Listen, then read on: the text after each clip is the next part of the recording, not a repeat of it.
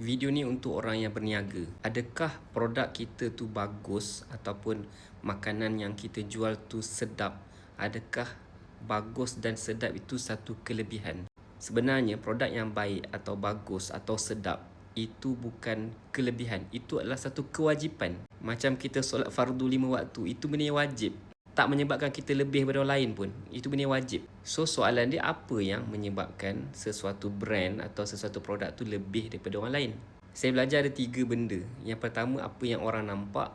Kemudian apa yang orang rasa dan apa yang orang percaya.